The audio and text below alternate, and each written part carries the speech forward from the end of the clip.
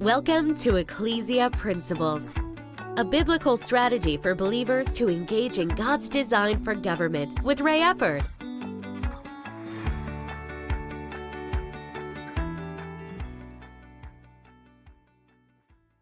Hello, glad you could join us again today.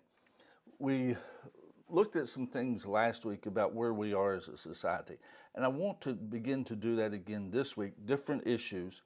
This week, I really want to talk about what's happening with children and parents in our culture right now.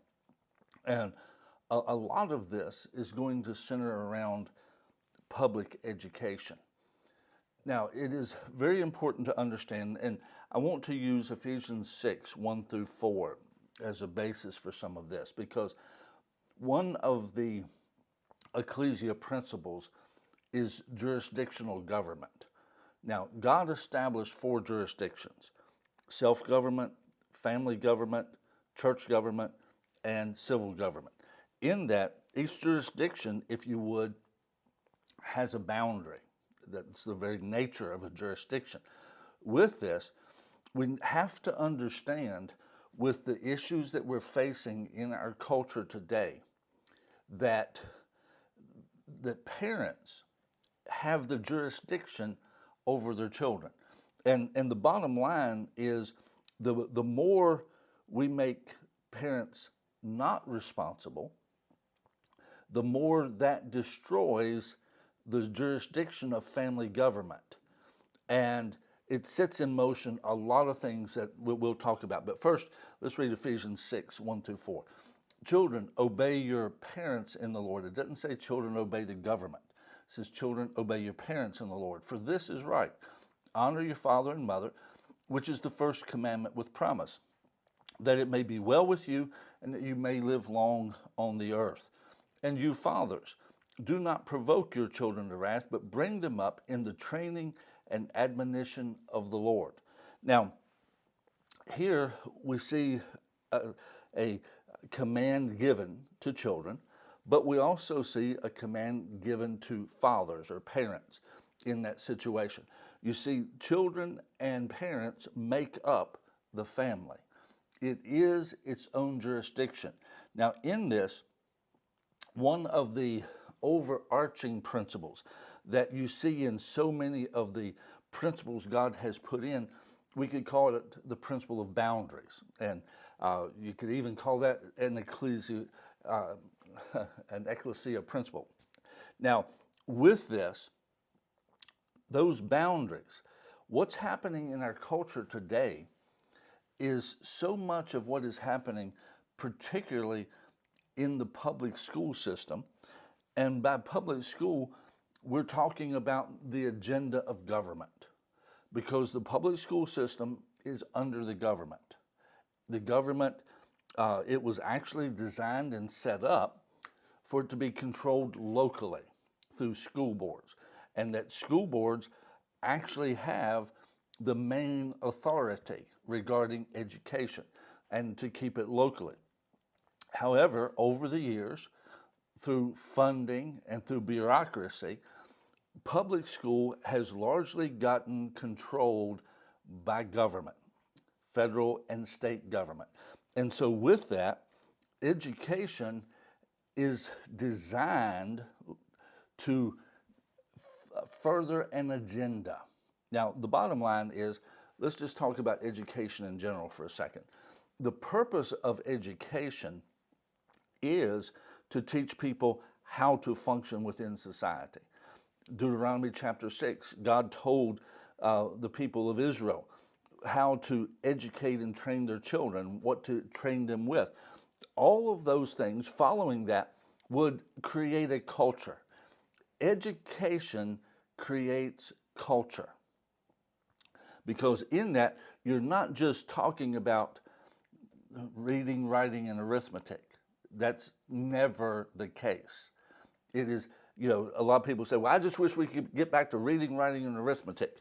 Well, what are you going to do in biology when you talk about humanity? How many genders are there? You see, the bottom line is you cannot ultimately separate education and ideology. It can't be done. It's never done. It always carries an ideology. It always carries a worldview. The bottom line is a worldview has to be chosen. Which one are you going to pick? Now, there's always going to be one there. Always. It's never not there. Now, with this, we have so much in our culture today that because of governmental control in education, public school is usually the first place that things get initiated. It gets put in there because they deem that they have complete control there. And people typically accept the idea that the government has control there. It is a government school. They have control. School boards, in all honesty, sadly, a lot of school boards act like they have no authority, where ultimately they do. They are supposed to be the voice of the community to the educational system and make the educational system fit within community standards. That's the way it was set up and it was designed. But we've got so many that are involved in school boards, they have bought into the ideology of the Department of Education, and so all they're doing is pushing it. You know, two of the main issues that we're really dealing with right now, and all of it comes down to gender, is that the gender identity. Does the school let parents know if their child is identifying differently? The whole pronoun issue, and the bathrooms. What bathrooms does a person use? And there are schools that are now building unisex bathrooms, that the boys and the girls will go into the same bathroom. Now, a lot of this, it's just not smart. I mean, it's just not smart. And with this, because of the agenda of many in our country, again, this is put into the school system first. Why? Because you, especially the younger children, you are forming their values. You're creating the world that they're accustomed to. To a large extent, you're creating their comfort zone. What they deem acceptable, what they deem normal. You're creating their normal. And there's a phrase that, in all honesty, the left loves to use. They're trying to create a new normal. A new normal. It's normal for boys and girls to go in the bathroom. That's what they want to create. It is social engineering that began in the 60s, and it's really taking hold in this generation. And you see, with this, what it is doing, in order to accomplish this completely, they have to undermine parental rights. They have to remove, if you would, the jurisdiction of family. See, so much of the push right now in our culture is to bring everything under civil government. That was not the design of our Constitution. It was not the intent of our founding fathers. Limited government is not about size of government, it is about jurisdiction. That's why the Bill of Rights, the first 10 amendments to the Constitution, all listed what government could not do, what it could not do. And with that, those were limits placed on the government. And right now, what is happening, and one of them, in all honesty, was that they can't come into your home without a proper warrant. There has to be just cause to come in there, that there has been a violation of someone's rights. Otherwise, they have to have your permission to come. You That is your jurisdiction. That was a recognition of the family jurisdiction that God had established. But so much of what is happening today is designed to eliminate the other jurisdictions, eliminate self-government, eliminate family government, eliminate church government, bring everything in under civil government, where civil government has total control. Now, when civil government has total control, that's called tyranny. It's called tyranny. Anytime one jurisdiction takes the control of another jurisdiction, that's tyrannical. It is tyranny.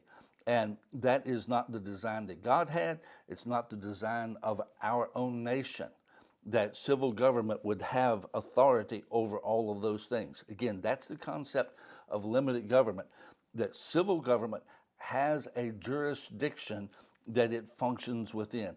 It has to function within those boundaries and honor the other jurisdictions. Right now, particularly regarding family, children, the teachers, the school system doesn't have to tell if a parent's child is transitioning, if they're identifying.